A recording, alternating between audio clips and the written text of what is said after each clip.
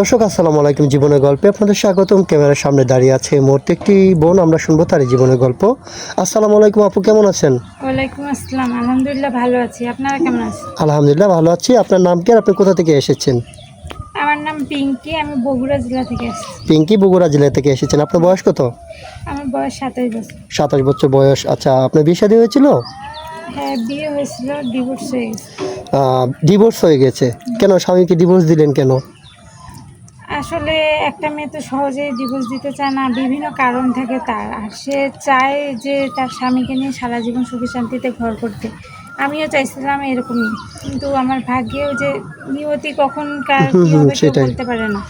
তো একটা ছেলে যখন একদম খারাপ পর্যায়ে যতক্ষণ না যায় ততক্ষণ একটা মেয়ে চেষ্টা হ্যাঁ, করেই যায়। সেটাই। আচ্ছা আপু, বুঝতে পেরেছি। আচ্ছা, আপনার বাচ্চা কাচ্চা হয়েছিল? না, বাচ্চা কাচ্চা হয়নি? আচ্ছা ঠিক আছে, ইনশাল্লাহ আপু, সমস্যা নাই। তো আপনি আমাদেরকে এখন বর্তমানে কার কাছে আছেন সেটা বলেন। বর্তমানে আমি এখন আমার মায়ের কাছে। আপনার মায়ের কাছে আছেন। আপনার ফ্যামিলিতে ভাই বোন কজন আপনারা? আমার বোন 4 জন, সবার বিয়ে হয়ে গেছে। বর্তমানে আপনি একাই আছেন মায়ের কাছে? আপনার কোনো বড় ভাই নেই? না। আচ্ছা ঠিক আছে, আপনি আমাদের এখানে আসছেন একটা ভালো জীবনসঙ্গীর আশায়, তাই তো? জি। আচ্ছা ঠিক আছে, যিনি আপনাকে বিয়ে করবেন ওনার বয়সটা কেমন হতে হবে? আমার সমবয়সী বা আমার থেকে একটু বয়স বেশি হলেও চলবে। বয়স বড় কথা না, একজন কেয়ারিং স্বামী বা ভালো স্বামী হচ্ছে দরকার। জি আপু, আপনি সুন্দর কথা বলেছেন। আচ্ছা, আমরা এই ভিডিও পাবলিক করার পরে তো দেশ থেকে প্রবাস থেকে অনেক ভাই আপনাকে বিয়ে শাদী করতে চাইবে, আমাদেরকে নক করবে।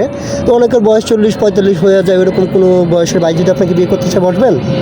সমস্যা নাই, তো বললাম সে যদি মানে ভালো চরিত্রের অধিকারী হয় আর আমাকে যদি হ্যাঁ, বুঝতে পেরেছি। ভালো লাগে তাহলে আমার আপনি বলতে চাচ্ছেন বয়স ডাজেন্ট ম্যাটার, বয়স কোনো বিষয় না, আপনি চাচ্ছেন যে একটা কেয়ারিং হাজবেন্ড। হ্যাঁ, আচ্ছা ঠিক আছে, ইনশাল্লাহ সমস্যা নাই। তো আপনার সাথে যোগাযোগ কীভাবে করবেন? আসলে আমার তো মোবাইল নেই, মোবাইল ছিল নষ্ট হয়ে গেছে। তো আমি এক জায়গায় বেড়াইতে আসছি, আসার পরে ভাইয়াদের কথা শুনতে পারি যে ওনাদের মাধ্যমে এরকম। তারপরে এখানে আসছেন? হ্যাঁ, জি। বর্তমানে আপনার হাতে কোনো ফোন নেই? না, আমার কোনো ফোন নাই। তো আমার সাথে যদি আমাকে ভালো লেগে থাকে বা আমার কথাগুলো ভালো লাগে, কেউ যদি বিয়ে করতে চায় তাহলে অবশ্যই ভাইয়া আপনাদের সাথে যেন যোগাযোগ করে। আচ্ছা আপা, আপনি সুন্দর কথা বলেছেন। সুপ্রিয় দর্শক, এই মুহূর্তে দেখতে পাচ্ছেন ডিসপ্লেতে একটি নাম্বার। এই নাম্বারটা হচ্ছে আমাদের নাম্বার, ইউটিউব চ্যানেল কর্তৃপক্ষের নাম্বার। এই নাম্বারে ইমো, হোয়াটসঅ্যাপ আছে।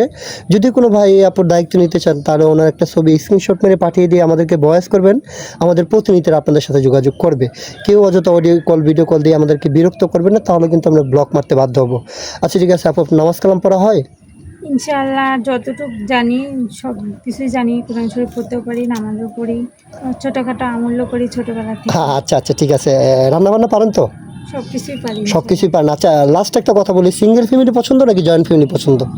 আসলে এটা তো ভাগ্যের উপরে। সিঙ্গেল আর বড় যে ফ্যামিলি খারাপ হবে তা না, নিজের কাছে নিজে যদি মানিয়ে নিয়ে চলতে পারা যায় সব কিছুই সহজ। আচ্ছা ঠিক আছে আপু, আপনি সর্বোচ্চ সুন্দর কথা বলেছেন। আপনার জন্য শুভকামনা রইল। আল্লাহ তাআলা যেন আপনাকে একটা ভালো জীবনসঙ্গী পাইয়ে দেয়।